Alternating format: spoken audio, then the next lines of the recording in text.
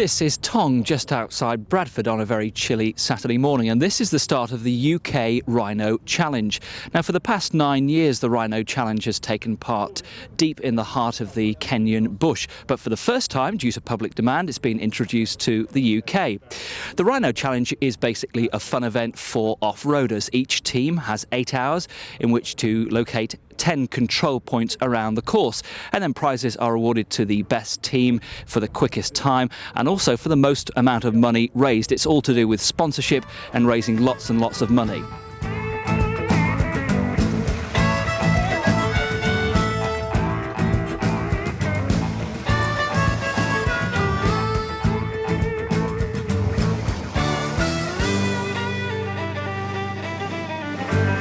Well, this is the first time we've ever done this event. This is the first time in the UK we've ever run the Rhino Charge. The Rhino Charge is basically something which has been done for the last 10 years in Kenya, where basically you go to 10 checkpoints. The idea is to do it in the shortest distance possible, but not actually do it too fast. So safety is paramount. Here, because obviously England is a crowded country, we can't do that.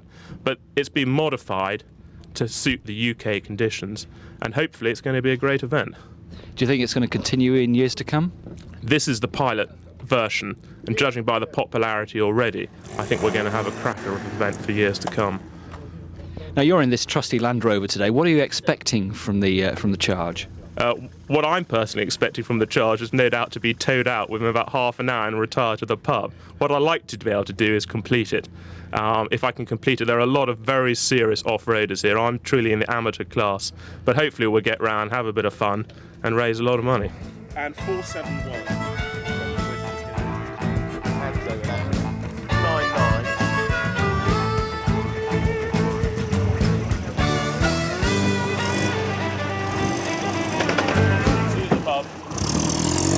What do you think the competitors are going to get out of the day?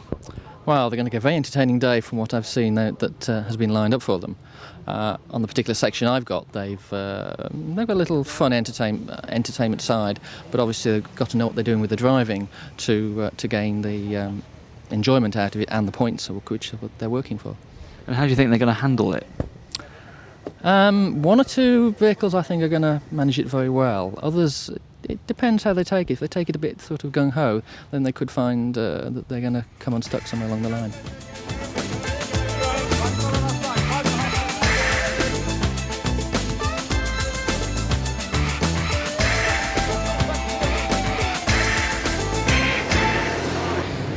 So what they have to do here is the ball that's dangling down on the rope in the middle, they have to hit that with the windshield like they do there, and also onto the other one. And as you can see, the water is fairly deep and heading our way. Right, the idea behind this one is to make sure the entrants know how to go through deep water. So we suspend 2 balls above the deepest part of the water. If they drive the vehicle correctly, they won't swamp it. As you can see, it is quite deep. I've got to drive now to hit this ball and then go through the deep part to get to the next bit. This ensures that we make them go through the deep bit. Sorry about the lumpy bits, lads. As you can see, we're up to headlight depth there, and it just makes sure that they know how to do it. If they go through too fast, they can actually destroy the engine by sucking water into the air intake. If they're doing it correctly, which is what we're trying to get them to do, they'll take it at the speed I'm taking it at, nice and gently, build up a bow wave and go through.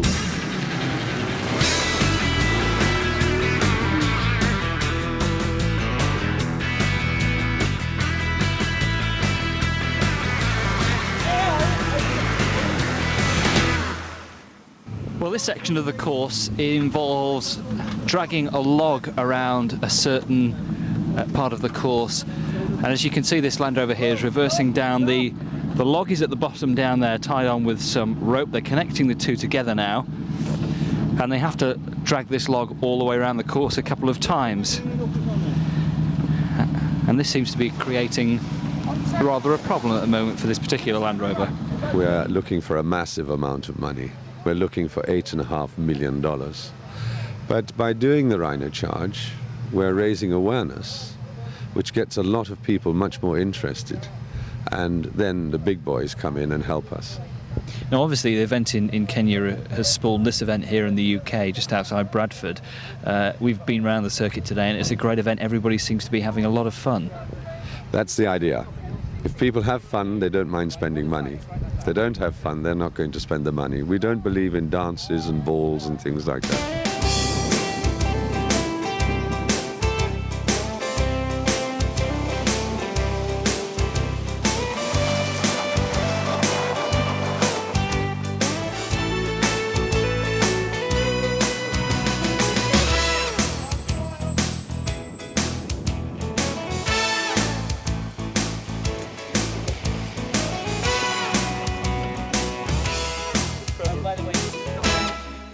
Now, there are lots of 4x4 events that you can take part in across the country, but perhaps none has the fun and, of course, the good cause that this Rhino Arc, this Rhino Challenge has. And it really has been a very fun day here in a very cold and windy Yorkshire. As you can see behind me, one particular Land Rover seems to have had a little bit of trouble. They went into the water rather too quickly and seem to have flooded things, and the electrics are rather wet, and they're hoping to dry that out. But hopefully they'll get going, complete the course, have a lot of fun, and at the end of the day raise a lot of money for what is a very good cause.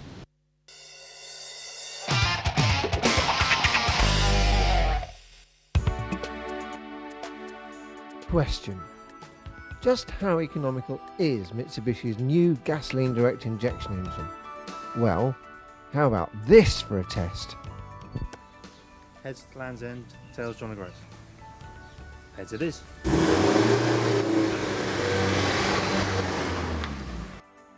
2,000 miles in 3 days, uphill and down dale, on motorways and back roads, driving hard, seeing the sights, and hopefully being frugal with the juice.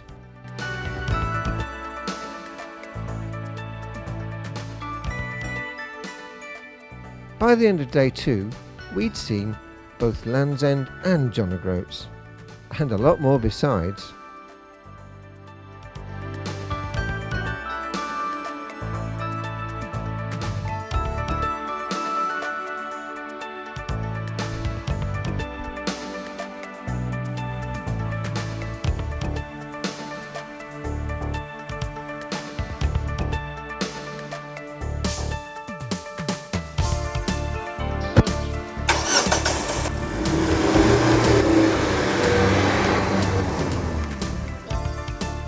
Now, on day 3, it was south all the way, from John O'Groats to the south coast.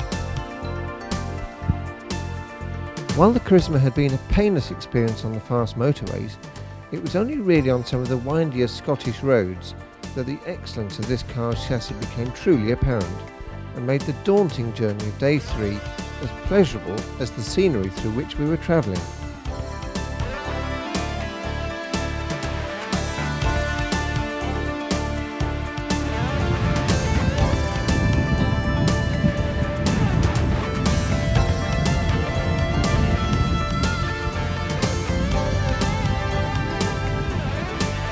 Over the 3 days, I saw many sights of outstanding natural beauty and met many interesting people, including Colin Jones from the Land's End to John O'Groats Association. And I started by asking him how many times he had undertaken the trip. The first time I did it, I cycled it north to south. The second time we went in Mark II Cortina, and we went from Land's End to John O'Groats and almost straight back to Land's End again, and I cycled again last summer with my daughter. And is this the Cortina you did, is it? This is the Cortina, yes, the very one, and it was actually 25 years old the year that we did it, hence doing it. What's the attraction for you of doing it? Well, it's the ultimate journey in Great Britain, really, apart from if you wanted to go actually round the coast or do the north, south, east, west extremes. And it's a journey which most people can undertake in like their annual holiday. People can comfortably cycle it within a fortnight. They can walk it generally in around about a month. So it's not too long-term a trip, too big a commitment for people wishing to do it like that. To cover the distance and using the route we chose, this seemed an appropriate time to test the new Traffic Master system, designed to warn the driver of traffic jams ahead. However, we arrived back in the New Forest having completed 1,970 miles without having seen any build-up of traffic at all. I thought Britain was supposed to be approaching gridlock. Well, ladies and gentlemen, on the strength of my observations, it ain't yet.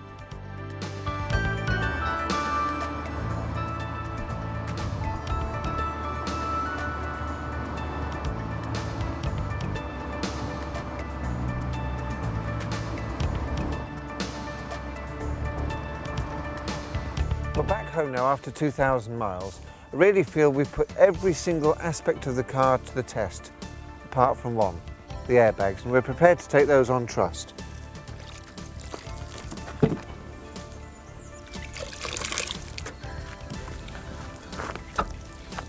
We found the car had an excellent chassis with neutral steering and very good brakes. Lively performance too from an 1800cc engine. The ergonomics were also extremely easy to live with inside, and overall it was an easy and pleasant car to drive. Generally the equipment levels on this car are very good. Alloy wheels, air conditioning, etc, etc. It's got most of the things you need. I'd like to see a sunroof. But the most important thing that I think this car could benefit from is cruise control. My one criticism of the car, and I know it's a subjective one, is that for my liking, the car looks a bit dull on the outside. What I think it needs is a nice chrome grille and a bit of chrome trim around the bumpers down the side. It really would make a power of difference to the appearance of the car. Well, what's the verdict? 44 mpg with 3 adults on board, loaded to the gunnels and driven hard. Yep, I'd say that's economical, alright. Anyway, that's my experience of Land's End to John O'Groats, Le Jog to those in the know. Would I recommend it to anyone? You bet. In fact, I'm already planning to do it again myself, but this time I want to see both ends of the country in daylight and on the same day. I can't wait.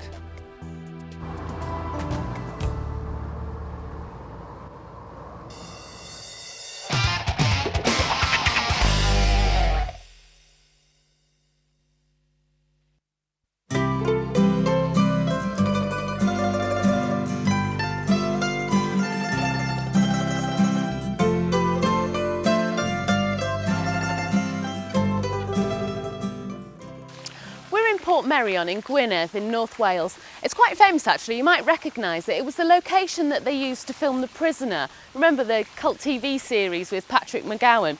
Well, today we're here to meet another kind of film star, but I'll tell you a bit more about that later.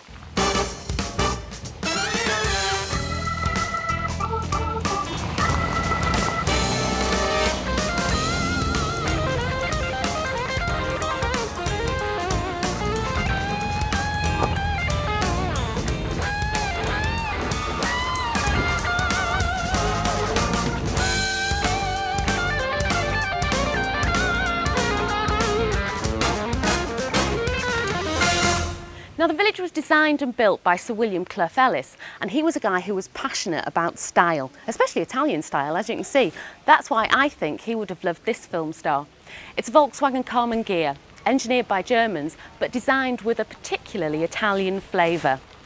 It's been in lots of films, that's why I call it a film star. It was in The Rock with Sean Connery, there was one in Sneakers with Robert Redford, and Demi Moore drove one in Now and Then. But we're here today in Portmeirion to talk to the Karmann Owners Club of Great Britain. So let's find out what they're up to. Sitting beside me here in the Karmann is Derek Froh, who's the chairman of the Karmann Owners Club of Great Britain. Derek, how long have you been chairman of the club now? About 3 years, I think. Yeah?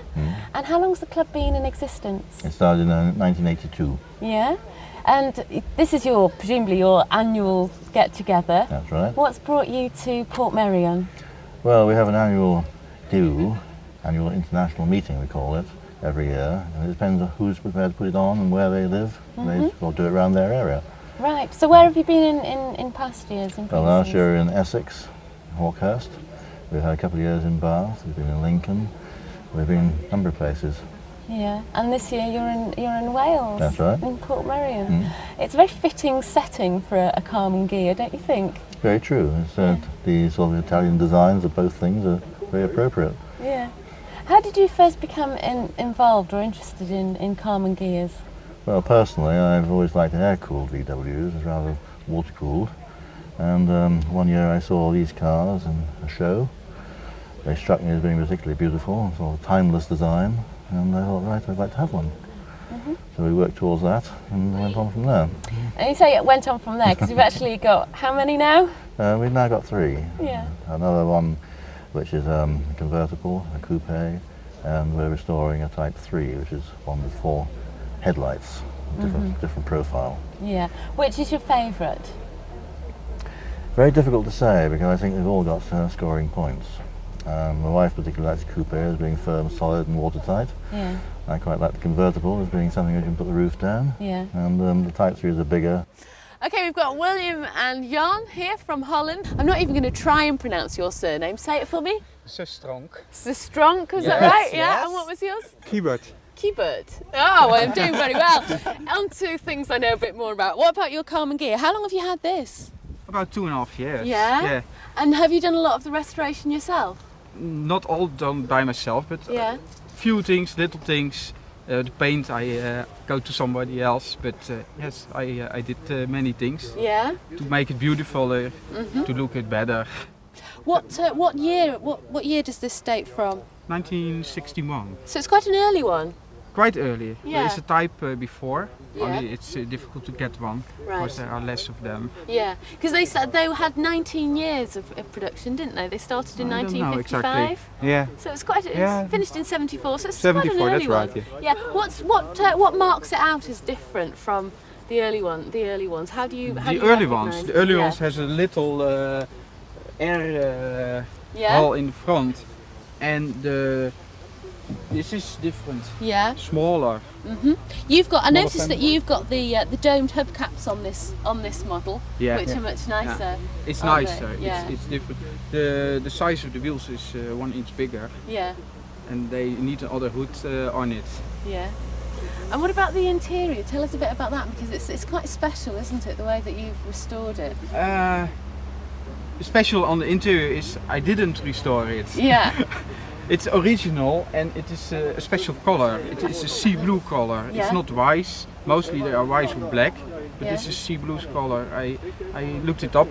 It is an original color. Right. First I thought they sprayed it in that Yeah. color, but it isn't. So It's you're original. delighted to find that Yeah, you didn't yeah, have yeah, to yeah. restore it. Excellent. I'm sitting in John Plater's Karmann gear. It's a 1964 model, but I want John to tell me all about the inside. It's a beautiful dash that you've got here on this Karmann gear. Have you done a lot to it, John? Yeah, quite a lot. The whole car has been stripped down and repainted over the years, but yeah, they modified the inside a little Yeah. by excluding parts rather than putting them in. Right. Just that I prefer the look of the earlier cars, which have got a painted dashboard and dash top. It's interesting to see this the little radio and things like that. Are they from the original? It is of the original period, yeah. Yeah. And the ashtray. The ashtray is Yeah. really cute. Yeah. That is brilliant. That is. So I suppose it's the detail really that attracts people to them. Yeah, there's lots of little details. Yeah. And what about the steering wheel? Is that the original as well? That's the original, yeah. It is actually the wheel that came with the car, so I'm assuming it's from 1964, yeah. Right. Okay. Yeah. I noticed that yours has got a petrol gauge Mhm. because some of the early ones. The very early ones, yeah, no, They they didn't? just had a reserve tap. And you ran out of fuel, flick the tap and carry on, Yeah. hopefully. Yeah. Yeah. But you never really knew how much petrol you had in, so it Yeah. was just luck really, rather than judgment. But they all came with the clock on one side and the Yeah, and the speedometer. speedo at this I stage, noticed that you've added a rev counter down A rev there. counter, yeah. That's obviously not original, is it? No, I've got a slightly non-original engine in the back, which Yeah. makes it go a little faster. It just keeps me in touch with what's going on behind a bit more. Yeah, yeah. There's remote openings as well for the bonnet, aren't there? Where are they? Bonnet's just underneath here Yeah. by the steering column. Yeah. And for the rear lid, which is just down here by the side of the seat. This is Helmut Meit, who's come all the way from Germany with his Karmann gear. It's a 1972 model, is that right? Quite right, yes. What were the differences between the later models and the earlier models? Well, the later models got some modifications in the way that the Type 3, which was a different car made by Volkswagen, had the same rear tail lights, the same bumpers, and you can find the same bumpers on the late Karmann gears as well. Right. Now I know you've made a lot of modifications to your particular Yes, car. because I didn't like the car as it was in standard. Yeah. So I made some modifications which Yeah. I liked. Some people don't, but I Yeah. paid it and I made it myself, so people should be quiet. I like it. Yes, That's great. all, yeah. Tell them to shut up. Yeah. What about the grille at the front? Tell us about that. Yeah, so the grill was an extra you could have from accessory shops. It was never done by Karmann itself, but this is a remake of an original in brakes. Yeah. And somebody made me a mold and made it from aluminium, and I've polished it, and so after polishing it, it was chromed to avoid corrosion. So. I know you've replaced the badge inside the steering wheel as well, haven't you? Yes. Yeah. The steering wheel was made for Karmann, which I knew, but it had a center logo with a blue background and showing a coach in the center. Yeah. And I didn't know that this was the first logo Karmann ever had. Right. So I threw it away, and after knowing it, so I was a bit sad. Well, it was bound to happen sooner or later. I knew it. I knew I wouldn't get away with the whole day without it raining. So we're in the rain now. I'm talking to Marc Poulton from Chester, who's your Karmann is a little bit different from most of the others here today. It's a Type 3. Type 3, yes. The Germans and Continentals tend to call it a Type 34, but in this country we've reserved the nomenclature of Type 3, just sort of to keep it simple in that sense. Yeah. What's the difference? Difference, basically, later styling, more American influenced, 4 headlamp front, and basically used the then relatively new Type 3 engine with twin carburetors and a crankshaft mounted cooling fan, rather than the upright version as in the Type 1 Karmann gear. Well, these are the last of the Karmann gears for today. They're just leaving, and I think it's just about time we did too. As they say on sports programmes, rain stopped play.